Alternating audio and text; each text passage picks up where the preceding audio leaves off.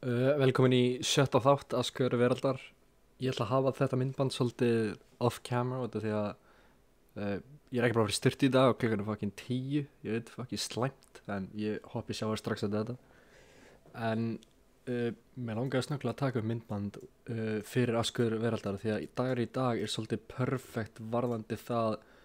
að treyta ekki og að hafa sjálfsagan í að treyta ekki. Ég hef margoft talað að þú þarft að skapa sjálfsaga og sjálfstraust til að geta gert svona hluti því að fyrir sjálfsagan þá getur þú haldið risk management og fyrir sjálfstrausti þá getur þú keypt og selt án þess að spá í því eða þú treystir þér til að vita hvað þú ert að gera. Dagurinn í dag byrjaði mjög slow, hann gaf eitthvað smá pumpu en þið sjáuð bara hvert hann fór, bara beint til hægri. Og ef ég tek hérna fréttina sem voru í dag þá gerðist ekkert fyrir utan að Trump var að tala og þegar að forsetar tala þá er það svolítið annarkvort upp eða niður. Þú veist, við getum ekki svolítið reiknað út eða búist við hvað mun gerast því að þið geta sagt bara hvað sem er og eitthvað mun gerast. Sérstaklega þegar Trump er að tala eða Biden, þeir eru báðir rosalega lélegir talendur eða þeir vita ekki hvernig á að gefa ræðu. Þannig að það er virkilega erfitt að treyta svona daga sem að innihaldi þá. Þannig að þegar við sjáum forseta vera að tala þá svolítið tökum við bara til hliðar nema við vitum nákvæmlega hvað þeir eru að fara að tala. Þeir eru að fara að tala heimilislausa eða starfsáhöld eða eitthvað þannig slíkt. Ef við vitum að þeir eru að fara að tala verðbólgu þá getum við svolítið giska hvað hann getur verið að fara að tala því að við getum skoðað fyrir fréttur hvernig verðbólga bara var að haga sig síðustu ár eða mánuði eða viku. Þannig að sérstaklega þegar þetta er svona tentative þá skiptir svolítið litlu máli en þetta er sem sagt No News Monday, mánudagur með engum fréttum og 10. febrúar og það er ekkert sérstakt sem gerðist þannig að þetta er bara perfect No News Monday en þessi dagur er það sem heitir High Resistance Liquidity Run eða HRLR og það sem það þýðir er að markaðurinn fór ekki nákvæmlega hvernig við myndum vilja hafa hann eins og þið þekki best að við viljum sjá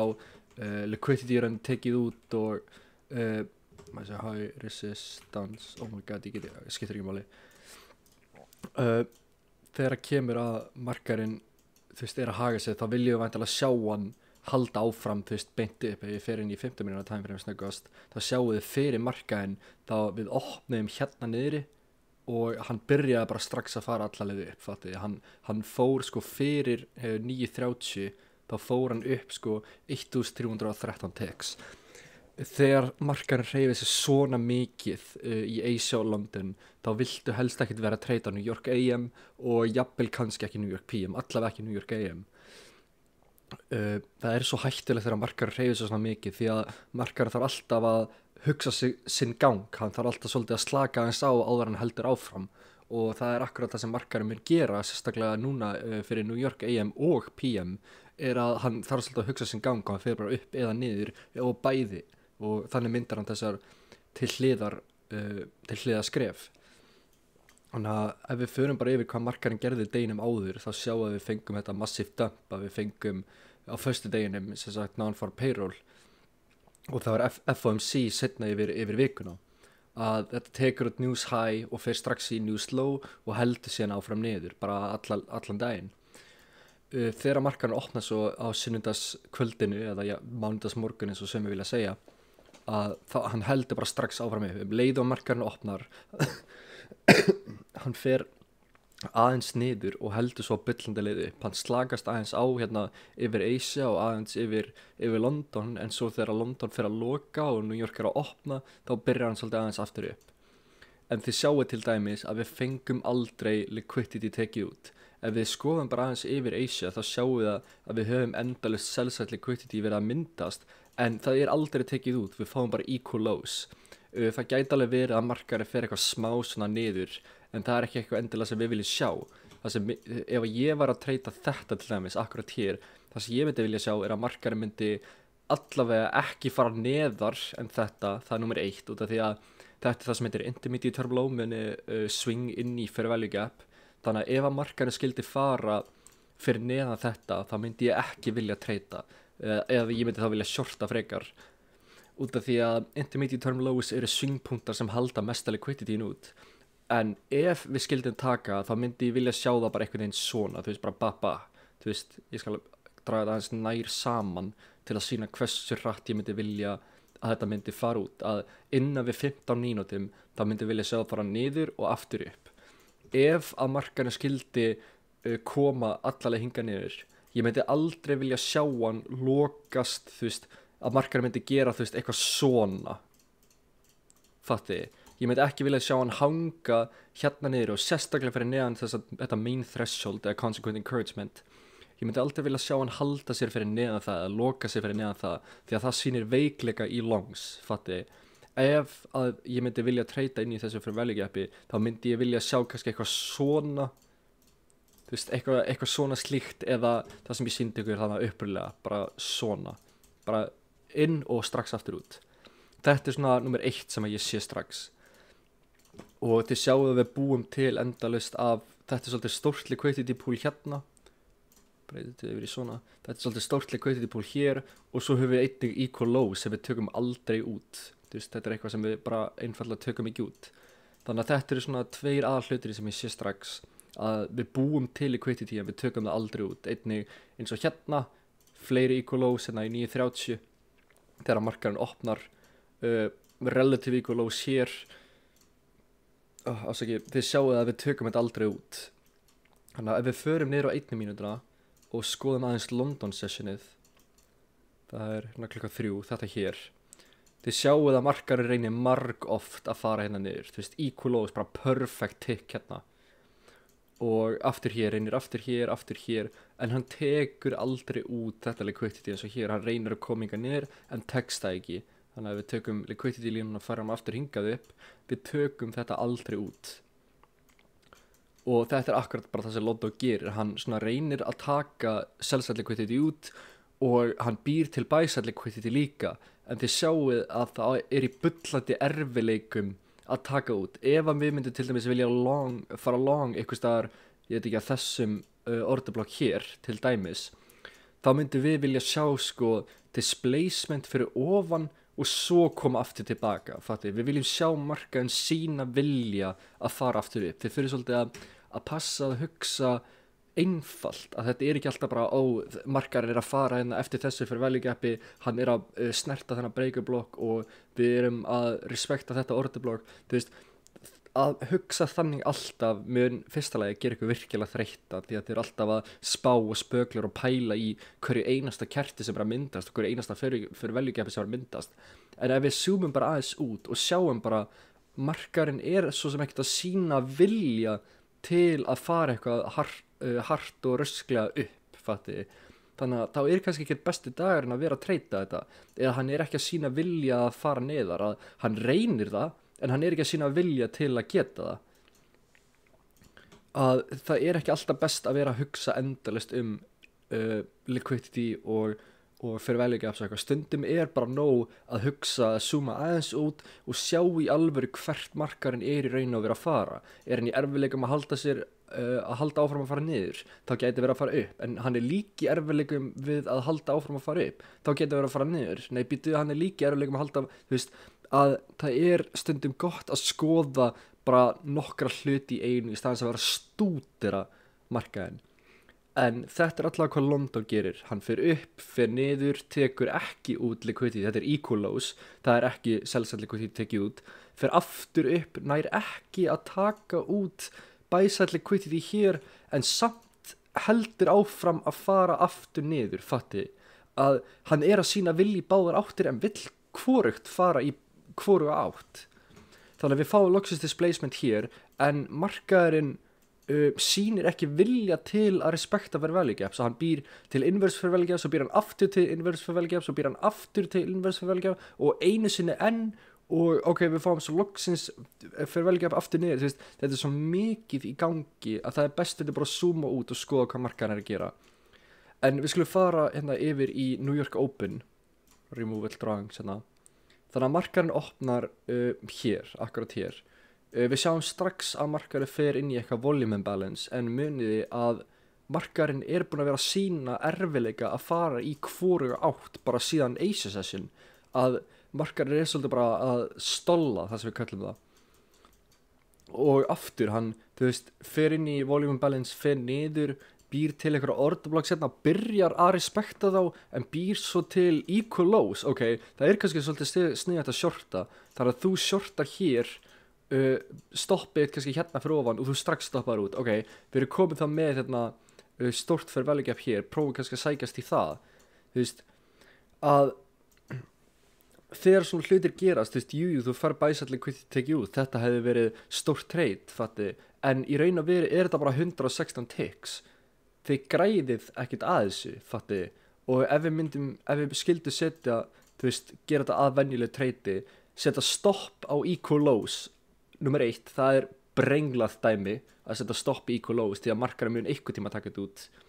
Og svo setja hérna í buy-side liquidity hérna uppi, þetta 1,3 risk to reward. Það í alveg skelfilegt. Og, ok,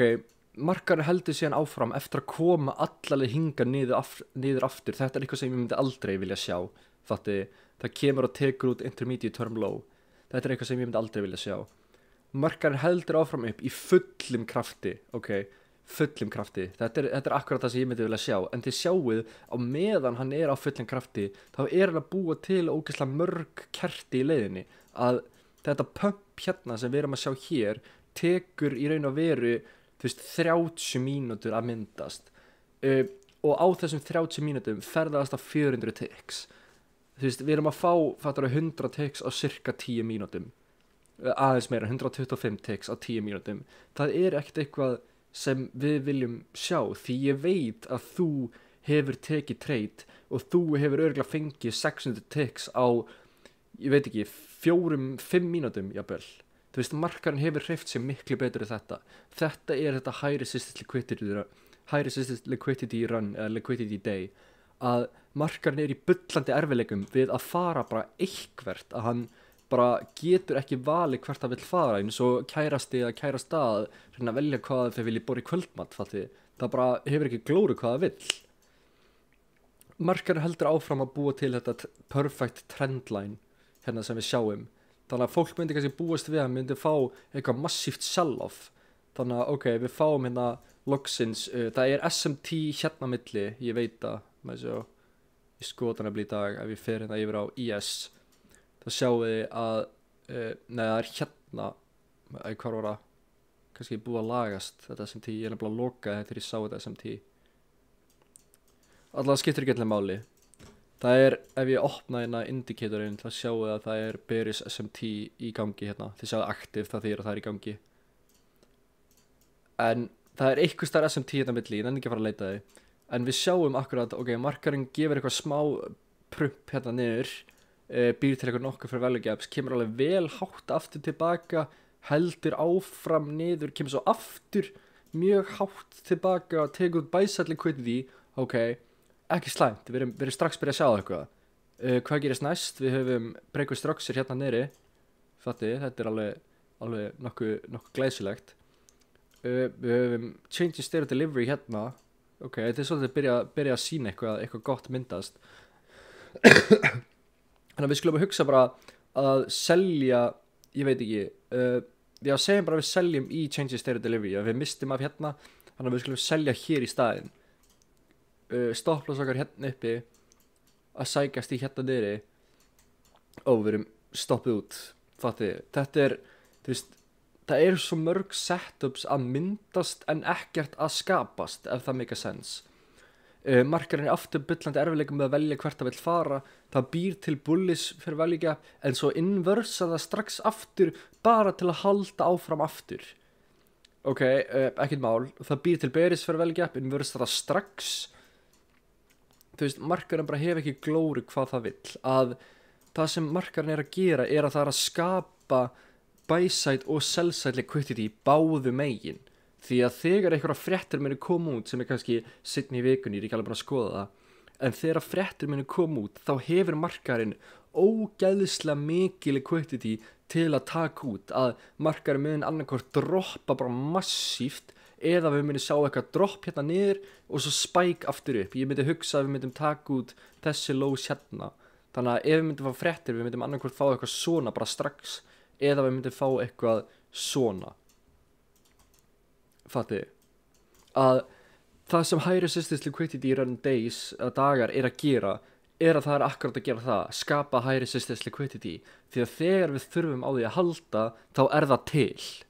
og þetta er eitthvað sem markaðurinn mun alltaf gera og mun endurtakast ógeðslega oft. Þannig að ef þú nærðu að skilgreina svona daga að þið sjáið equal lows vera að myndast endalaust en samt er aldrei verið að taka það út, eða þið sjáið markaðurinn vera að taka út buy side og svo sell side og svo buy side aftur, fattiði, heldur áfram í buy side, tekur út svo sell side aftur til að sækjast í, þú veist, hann er bara upp og niður, þú veist, ef við tökum bara hérna, buy side hér, sell side hér, fattiði, og svo tekur út eitthvað smá buy side hérna, ok, flott, tekur út sell side, ok, glæsilegt, tekur út buy side, guð mig góður, tekur út sell side, þú veist, hvert er markaðurinn að fara, fattiði, þannig að þegar það kemur að svona dögum, þá viltu halda þig frá, að þegar þú ser no news Monday, þá skalt eiginlega ekki vera að tala, eða þú veist, vera að treyta, ef að þú ser markaðurinn vera að búa til equal lows en samt ekki vera að taka þau út innan við stuttan tíma, ég held að ICT tala 30 mínútur, að equal lows eiga bara dugið 30 mínútur, við allavega ein mínúta equal lows, eins og þið sjáuð akkurat hérna, að þegar þið sjáuð buy side vera að tekið út og svo sell side strax aftur og svo buy side strax aftur, þegar þið sjáuð fair value gaps vera að myndast og svo inversus strax og svo heldur markaðurinn samt áfram upp, fattiði, bara passið ykkur á svona dögum, því að þessi svona dagar eru virkilega slæmir, þú munt sprengja akkánta á svona dögum, það er bara garanterað, því ég hef gert það margoft og mun örugglega gera það eitthvað tíma seinna aftur, að svona dagar skapa inn einhverja svolítið reiði í okkur sem svona stockbrokers eða sem traders, fattiði, að ef þið hafið sjálfsagt til í að treyta ekki svona daga og náðu bara að setja á höndunum ykkur og ég veit ekki, fara að læra eða fara að spila Fortnite eða hvað sem þið ætlaði að gera, ef þið náðu að halda ykkur frá markaðinum án þess að vera að horfa á hann yfir nákvæmlega svona dag og þið getur svo komið tilbaka seinum daginn, akkurat eins og núna, markaðurinn er lokaður, hann er ekki að hreyfast og ég get hort á þetta og hugsað, fokk hvað ég fegin að ég treytaði ekki í dag. Það er luxus tilfinning, það er alveg betra en að fokkin ná full TP, fattiði, því að þið vissuð að þetta er að gerast, að þetta er að fara að myndast, að þetta er að fara í vesinni, að þetta með skapa vesen. Eins og ICT, hann byrja að taka short hérna yfir daginn og hann var bara, þú veist, stoppaður hérna og hérna og hérna og hérna og svo gafst hann upp, fattiði. Hann var stoppaður 3 sinnum í röð á nákvæmlega svona degi, þú veist, meira þess að kennarinn ykkar er að vera stoppaður út á svona dögum. Þannig að ef þið ná að skilgreina svona daga og ná að halda ykkur frá því,